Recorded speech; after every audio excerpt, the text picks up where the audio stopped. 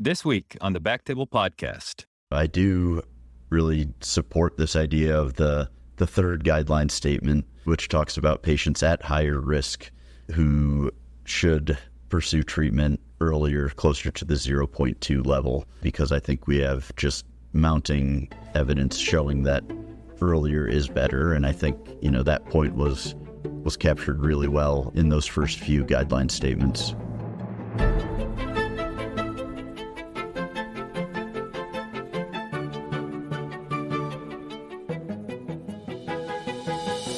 Hello, everyone, and welcome back to the BackTable podcast, your source for all things urology.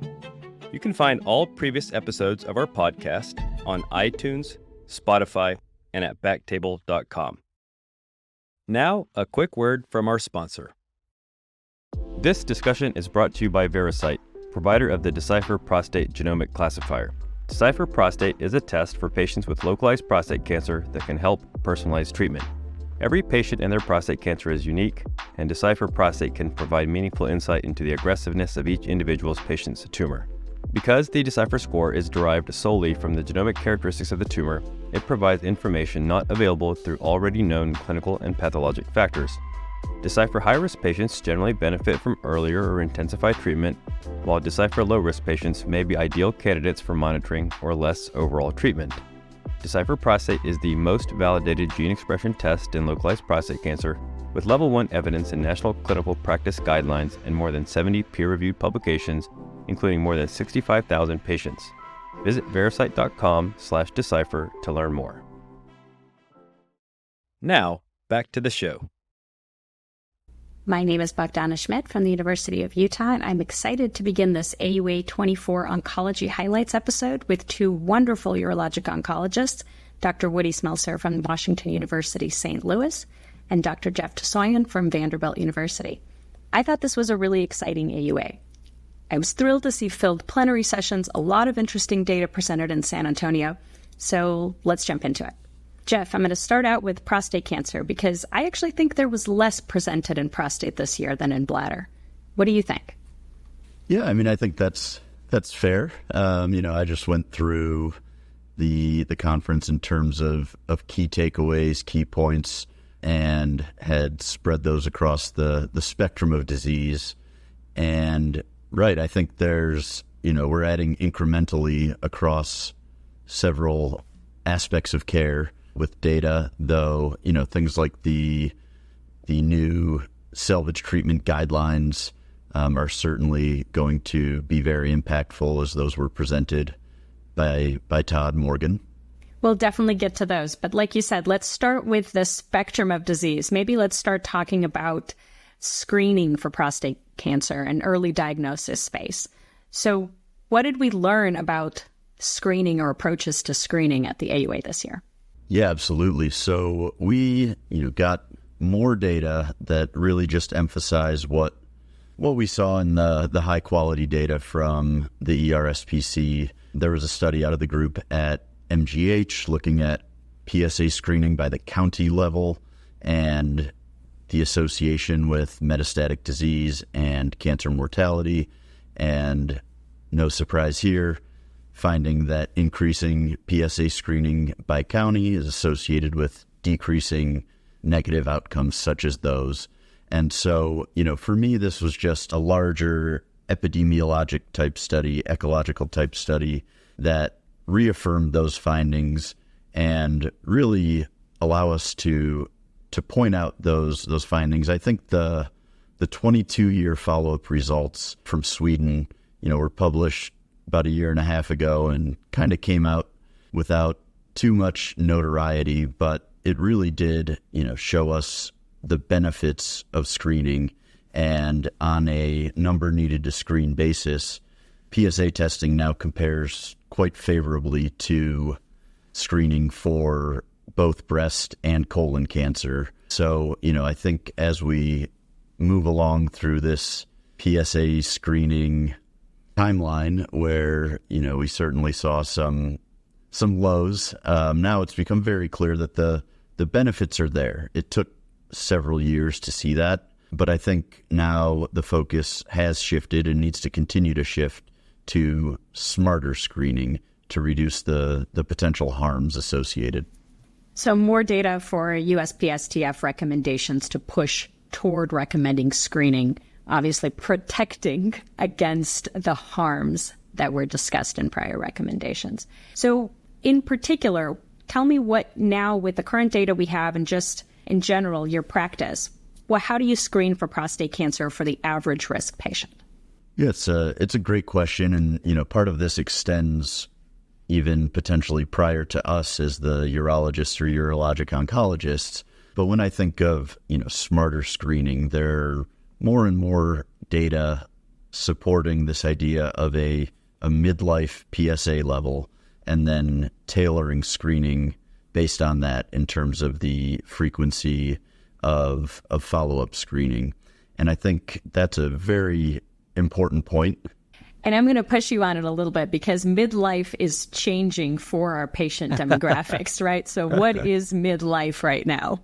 Yeah, generally defined as in the 40s to early 50s. And, there are different kind of approaches to this. One that was presented from the San Francisco group talks about an initial screen. So our average risk patients, age 45 to 60, PSA is less than 1, then you recheck in 5 or more years.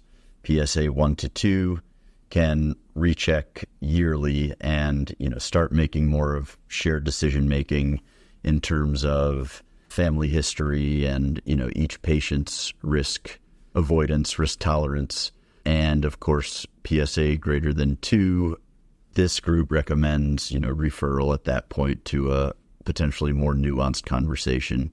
And so that's one way in which smarter screening may begin at the primary care level. And you're talking about the UCSF Health kind of paradigm presented by Matt Cooperberg, right? That little chart that says 45 to 60 and then 61 to 75. I think that's great. I agree. I think that's a nice one to just post up in your office or in the primary care clinic settings. Easy reference point, easy instructions to follow. Completely agree.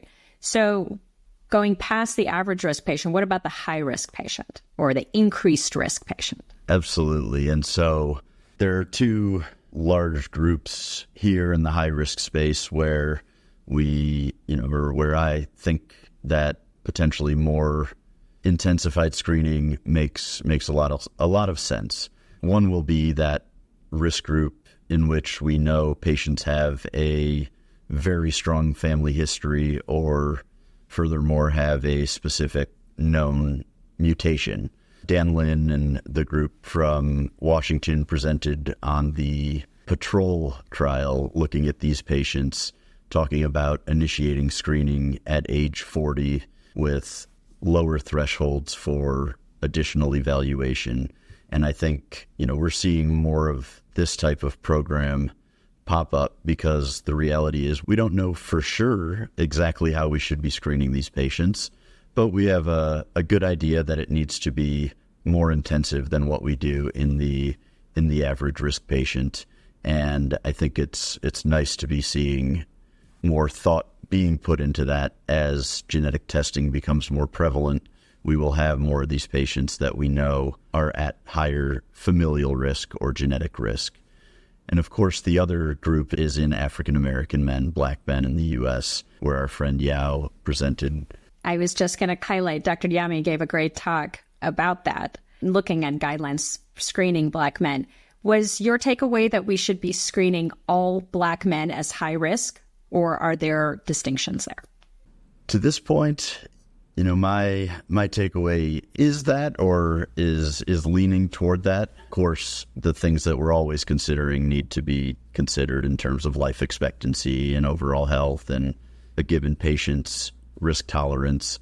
But when we talk about the benefits versus harms of screening, we know that that's a delicate balance, certainly in the overall population. And my takeaway from the data, and similar to what the PCF group that developed these guidelines took away, is that I do believe the benefits in this risk group are outweighing the harms here for the most part. And so I tend to take a little more of a proactive approach in this population. Great. And then going past the screening stage, so we've decided to screen our patients. We're doing it appropriately, risk stratifying on the timing and intensification of the screening schedule. But once we have an elevated abnormal PSA, we're going to work up. Anything interesting that you saw presented at AUA that is helping with the stratification of risk in these patients? More data for imaging, more data for biomarkers. What was interesting to you? Yes, absolutely. As you may know, we're stepping into my favorite. I'm so happy I get to ask you these questions. I want to hear it straight from the horse's mouth, so to speak. Yes, no, I think we've come so far in this regard, and really just even more encouraged by what was presented at the AUA.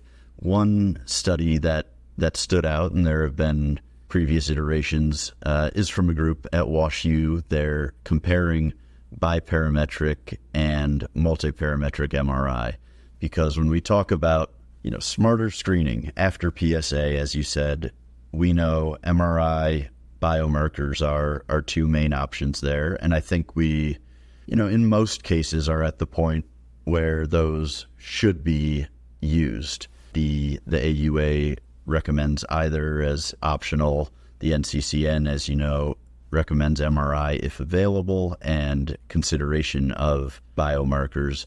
And when we think about MRI, one of the big limitations is scalability, right? The ability to feasibly have every patient with a moderately elevated PSA undergo MRI. And have that be read by radiologists who can reliably read it in a consistent manner. I think we've seen a lot of data presented about that as well. Yes, that is the other one. Certainly that stands out to me. And I always say, I know those of us who are at the big academic centers with fellowship-trained radiologists focusing their careers on, reading prostate MRI. It's very different than, what we hear from our colleagues in the community, and the data do show that in terms of negative predictive value, at our academic centers around 90%, which is quite solid and acceptable for most patients. Whereas in larger community plus academic settings, we see that more in the mid 70%, which for a lot of patients, and I would argue for most patients, is not high enough to feel good about foregoing a biopsy even after a negative MRI.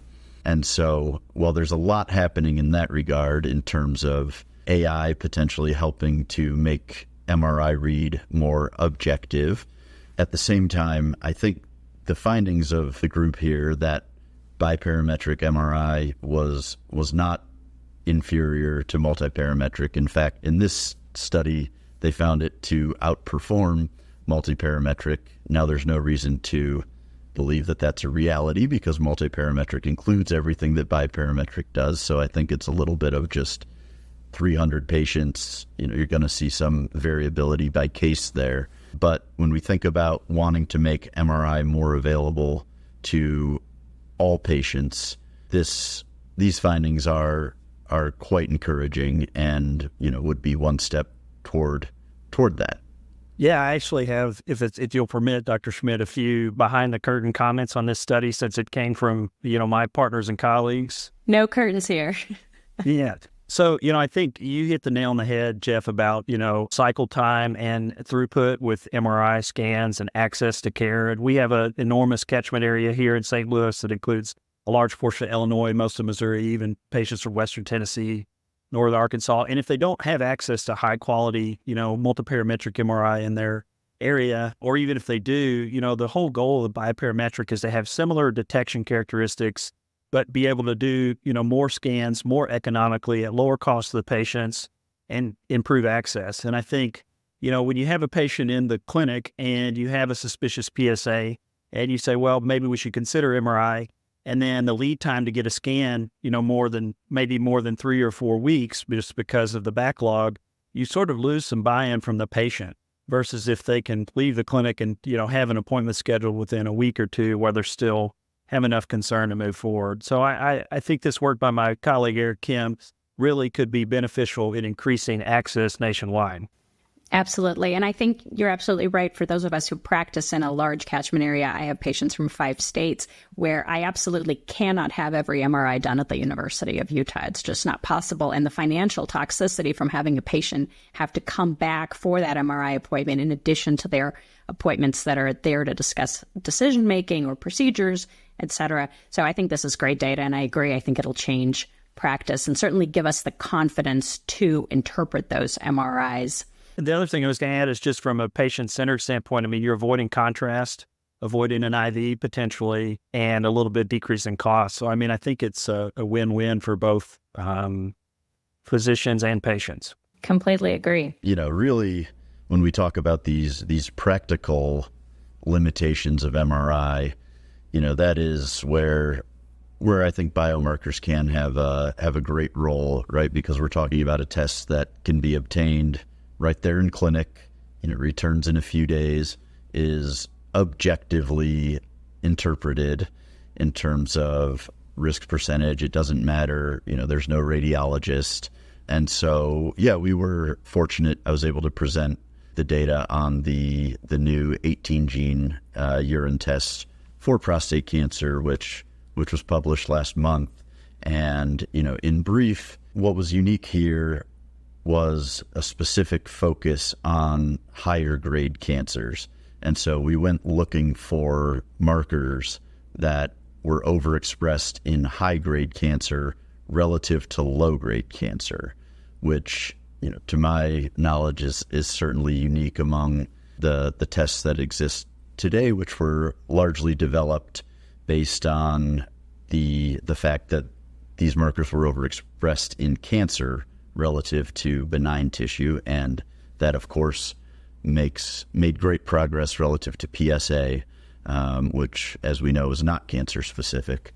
But by looking for these high-grade specific markers, which we ultimately combined with several cancer-specific markers, and also the ability to include 18 such markers in a single practical assay, I think that can pair nicely, that and the other tests which have validated for strong performance for clinically significant disease.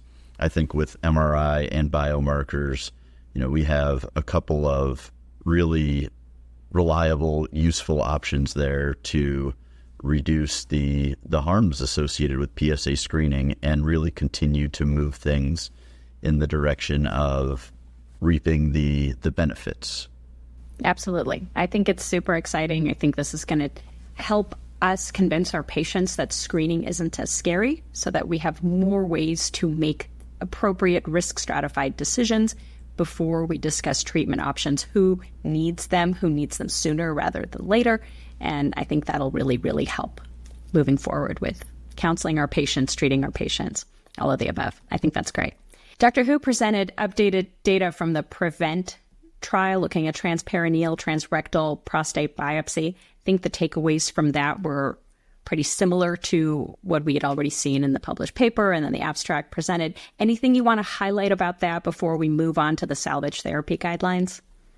No, just I think that, there certainly was a reduction in infection, which, as you said, was not necessarily surprising, though, several previous publications have shown that, but not reaching statistical significance. 1.6% in the transrectal group versus 0% in the transperineal group. Again, I think the other side of the coin here are the practical considerations that come along with these. And so, I think we can say with a fair amount of confidence that infection risk is lower with transperineal. Balancing that understanding with practical considerations, I think there are certainly subsets of patients where that's not even a debate, right? They should have transperineal biopsy. Sure. Patients who have had urosepsis. Yep. Absolutely. Yep. Immune compromised. And then really as much as practice allows for, in a practical sense, I think, the era of transperineal biopsy is here and will use that as frequently as various practice patterns will allow. Well, let me ask you just about your practice pattern. So at Vanderbilt, I assume prostate biopsies are done at different places potentially. So what is the mix? How are they done at Vanderbilt? Yes, so both are still being done, and I think as alluded to, we're seeing a decline in the transrectal, and transperineal is taking off, though now that is leading to longer wait times, and again the practical considerations that come along with that. And so again, outside of those patients that have a strong and specific indication for transperineal, I think a lot of us are just offering to our patients that transperineal does have a reduced infection risk. Detection of cancers, clinically significant cancers, appears to be similar between the two. And then just, between the patient's anxiousness, anxiety level in terms of, some hate the idea of waiting 6 to 8 weeks for a transperineal biopsy. And I think, I think it's reasonable at this point to continue offering both, though with that emphasis toward transperineal. Are you doing any augmented risk stratification for your transrectal patients? Anything to mitigate risk? So like fluoroquance screening, or are you doing the dipping of the needles or iodine swabbing? Any of those have made it into your practice patterns or not quite? Not yet here at Vanderbilt. That was the rectal swabs were part of the approach at my previous stops. I would just say that anecdotally, I think we've been very fortunate with the empiric antibiotic choices and your local antibiogram. Looking at your local antibiogram, yes, very evidence-based, absolutely. Yes, in terms of really, truly low infection rates. But that being said, right, we should be adapting all of these sources of evidence to minimize risk in all of these settings, really. Well, I think we should spend at least a few minutes talking about the new salvage therapy guidelines that were standout to me, were actual concrete number points. I appreciated those. Those are helpful in conversations with colleagues and patients. So looking at, considering starting at less than 0.2 for the high-risk patients or visible disease on PET scan, or really thinking that salvage therapy may not be as beneficial for patients with a post-prostatectomy PSA of 0.5. I know that's something that's constantly been discussed at my tumor boards, and so I feel like I've heard that number, but it's really nice to see that actually officially be in the guidelines. Yes, so, in these first few guideline statements, right, that was clearly laid out that, clinicians should provide salvage treatment when the PSA is less than 0.5, and for higher risk patients less than 0.2.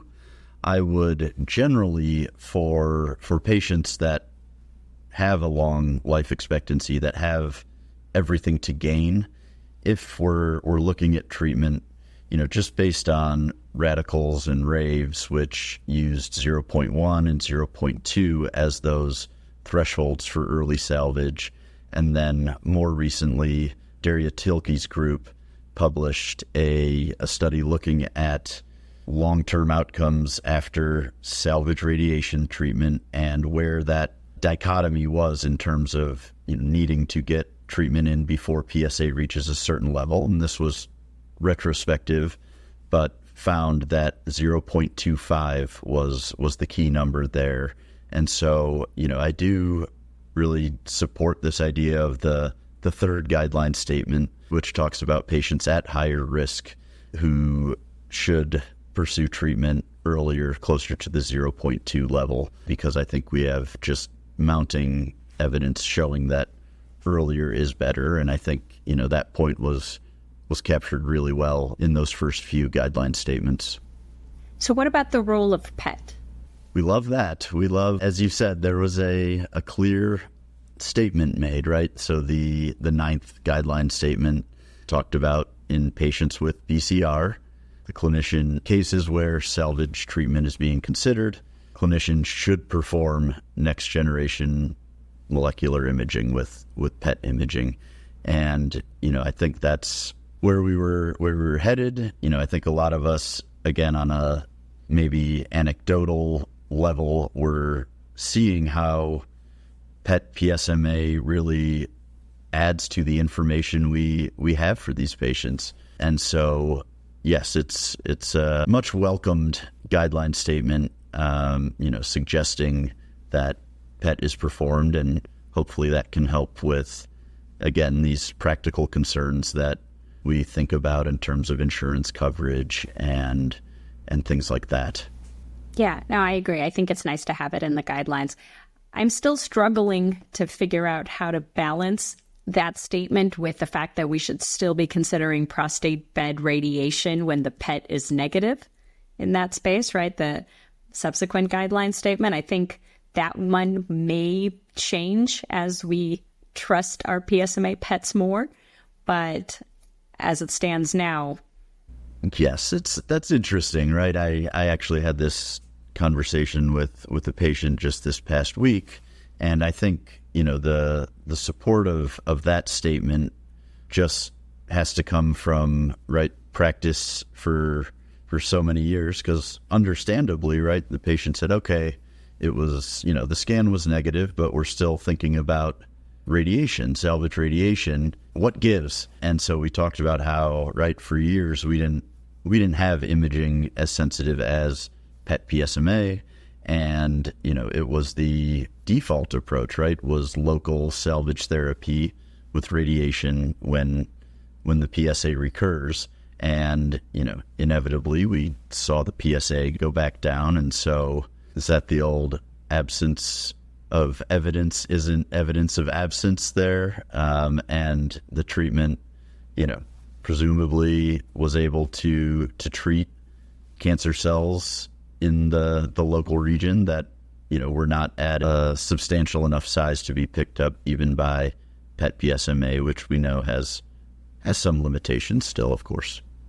Anything else you want to highlight about the new guidelines before I start getting Dr. Smelser involved talking about bladder? I would not want to keep Dr. Smelser from the people any longer than we had to already. And so, no, I just, I think as mentioned on the specific guidelines we talked to, I think these were really well formulated, and very welcome. It put in writing a lot of what we're all starting to know and see about what these newer tools and various approaches can do to help our patients. Perfect. Well, Woody, I know you and I are both passionate about improving care for our bladder cancer patients, and I think it's finally starting to get interesting in bladder. So do you want to start off talking about non-muscle invasive bladder cancer? How many new treatments do we have?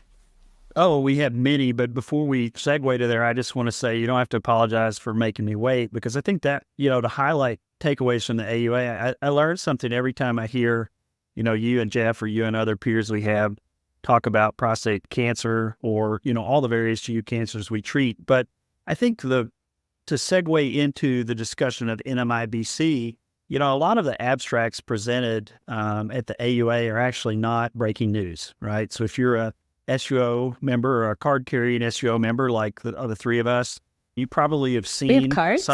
Well, I have one. I don't know about the two of you. Jeff, I don't think we're card-carrying members. I don't have a card. I'll be emailing. Well, bottom line, I think some of the key takeaways that were presented in NMIBC are starting to make it into mainstream. And that's what's always, I think, interesting about the AUA to me is you get to see what early embers we see actually get fanned into flames.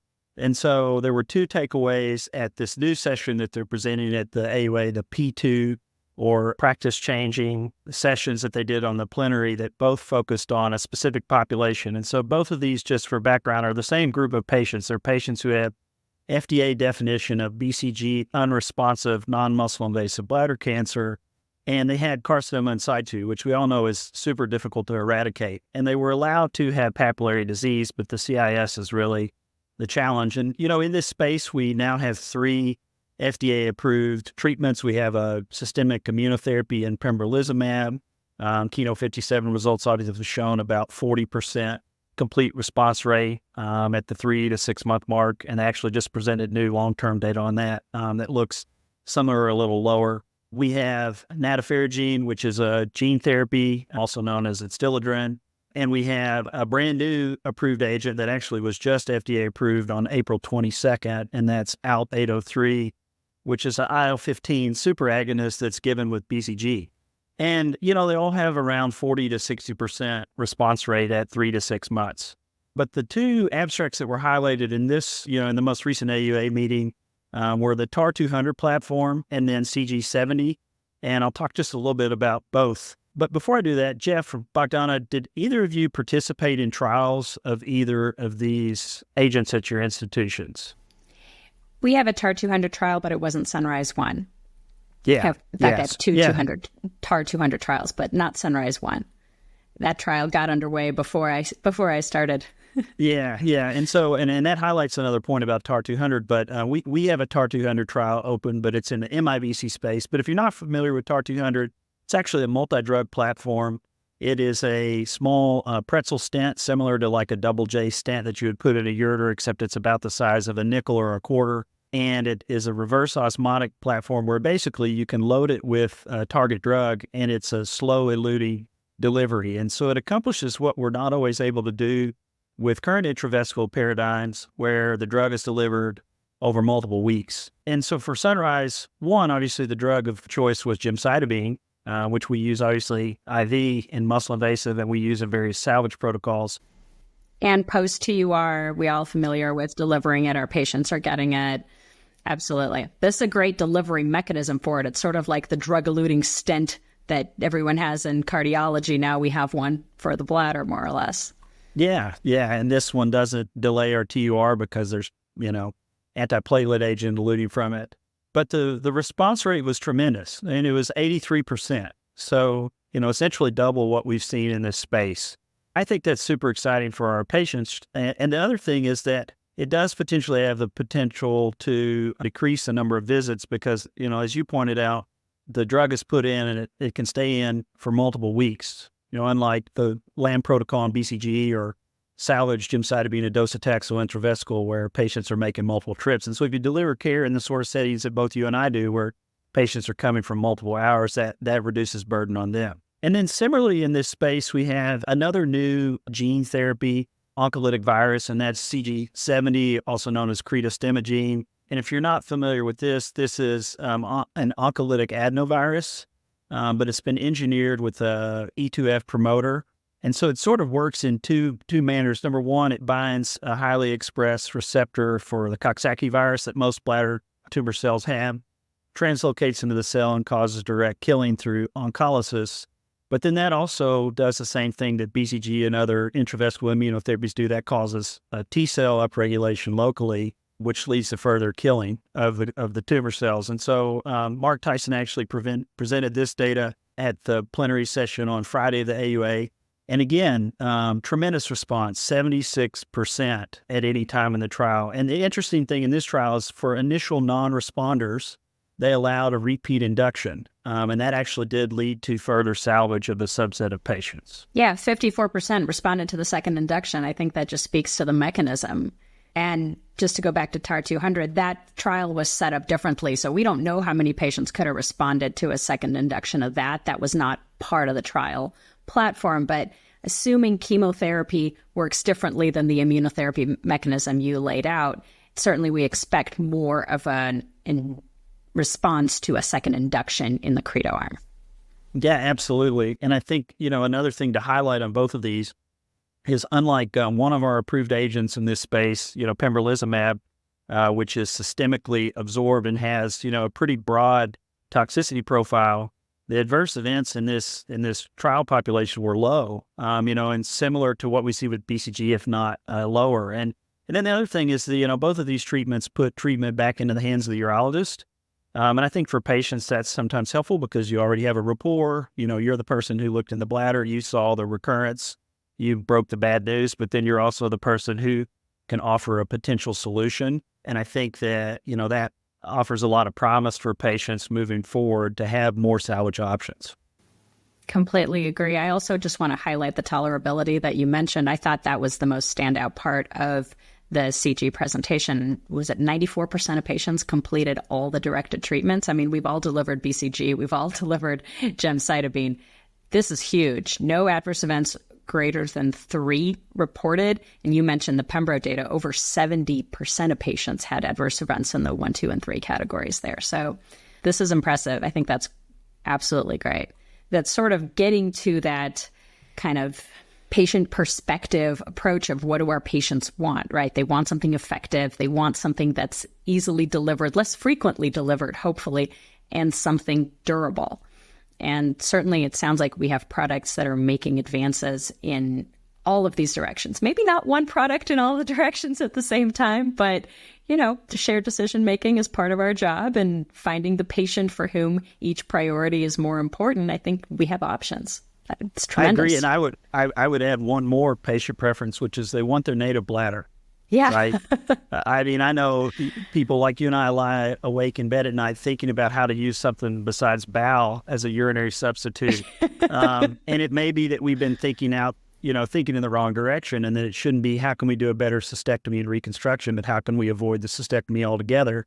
Finally, we have that, and I think even in my short career, the number of people in whom we are going to be able to salvage from very heavily pretreated disease. I mean, I think that's a key thing you have to review from both of these trials, is these patients had seen multiple lines of therapy, and we're going to salvage these people, and we can do fewer cystectomies and spend more time with our family.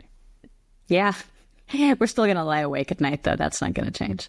What else? Anything else interesting in that space besides the 2 main ones? I agree. I thought these were the most exciting, but anything else you want to highlight? Well, one thing I think that, when I actually gave this talk at the AUA in the takeaway session, which was a different format this year, I highlighted how there were a few abstracts this year highlighting the use of urine tumor DNA and circulating tumor DNA. I think particularly with urine tumor DNA, which has promise as a biomarker that would perform, better than cytology, better even than potentially cystoscopy, to monitor response to these therapies. I think next year at AUA 2025 in Las Vegas, we're going to start to see actual trials reporting out clinical use of markers like urine tumor DNA and circulating tumor DNA to guide decision-making, which I think will give us confidence in whom to continue with salvage therapy, or be reassured that perhaps we could de-escalate therapy. Maybe they don't need more TAR-200. Maybe they don't need more, Credo. And then I think it'll also give us, confidence when we tell a patient, hey, we tried multiple options. This marker is still highly present. We're playing with fire. It's time to move forward with cystectomy. Yeah, absolutely. I agree. I think this is totally necessary for us to help guide how much further can we push these salvage therapies? When do we really have to go to cystectomy? Having data to push our patients into what we know is the right step, but having information to help them accept that that's the right step. And even further down the line in the post-cystectomy space, right? Figuring out who needs adjuvant treatment, how much adjuvant treatment, what kind of adjuvant treatment, all of that is certainly in the future. And I think urinary markers are going to help us get there. Yeah, and actually that was one of the other takeaways I had from the meeting, and Jonathan Rosenberg presented some data at the SUO portion of the AUA, which is actually where they handed out those cards that I guess neither of you grabbed. and he talked about what you're talking about, which is, the use of highly effective therapy combos like enfortumab and pembrolizumab in people who are, either locally advanced or metastatic at presentation. Just to plug a prior BackTable podcast, we actually did talk about EV302 with Dr. Agarwal and Dr. McKay when that data was presented at ESMO, and it was amazing then, and it was great to see it with further follow-up now, but please go on. Well, yeah, and we don't have to reiterate all the details of the trial, but if you haven't listened to that episode, you should go back and listen to it. If you have, then you know that basically this is a locally advanced or metastatic population of patients, and they are randomized to get our standard chemotherapy, cisplatin-based, or EV and Pembro, and the EV and Pembro results blew the chemotherapy out of the water. And there were even patients who had a complete metastatic response. And so my takeaway from that, and again, we don't have to reiterate the whole podcast that you've already recorded, is that, there are going to be patients in whom in the near future present with metastatic disease, and we may be actually performing consolidative or cytoreductive cystectomy because they have a complete metastatic response. Obviously, that's going to have to be heavily informed by clinical trial design and use of biomarkers like circulating tumor DNA. But I think that's within the realm of possibility. I agree, and I certainly think it's an exciting future to look forward to. Anything else you want to highlight in the bladder space? I think the only, just quick 2-point takeaway is there's been a lot of discussion both within the SUO and in the larger cystectomy or cystectomist population about lymph node dissection. And obviously one of the big presentations... S1011, of course. Yes, basically showed comparison between standard versus extended lymph node dissection. And there's always been a question about, well, is one cystectomist standard lymph node dissection actually another person's extended and vice versa? And the unique thing in this trial design is actually vetted all the surgeons and then made them submit photos post-lymphadenectomy to prove that there was actually a difference in the template. And there was no difference in disease-free survival. And so there's been a lot of perseveration about whether the trial wasn't designed to show an adequate effect. But I think the key takeaway here is people undergoing cystectomy for NMIBC or MIBC should get a lymph node dissection.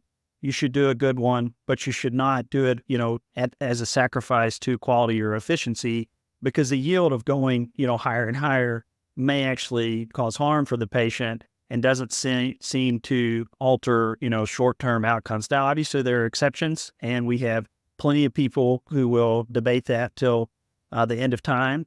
But I think also, tying this all back together, the use of markers like ctDNA may render this a moot point in the future. Whether or not we stage people completely accurately with lymphadenectomy, we may have a highly active or highly predictive biomarker to determine do they need adjuvant therapy no matter what.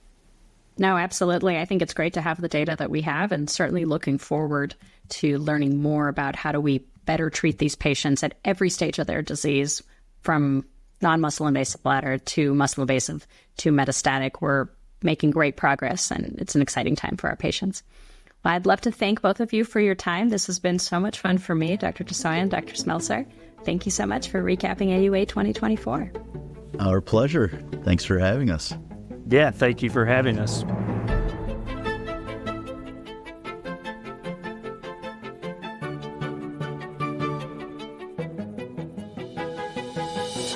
Thank you so much for listening. If you haven't already, make sure to subscribe, rate the podcast 5 stars, and share with a friend. If you have any questions or comments, DM us at _BackTable on Instagram, LinkedIn, or Twitter. BackTable is hosted by Aditya Bagrodia And Jose Silva. Our audio team is led by Kieran Gannon, with support from Josh McWhirter, Aaron Bowles, Josh Spencer. Design and digital marketing led by Brian Schmitz. Social media and PR by Chi Ding. Administrative support provided by Jamila Kennebrew. Thanks again for listening, and see you next week.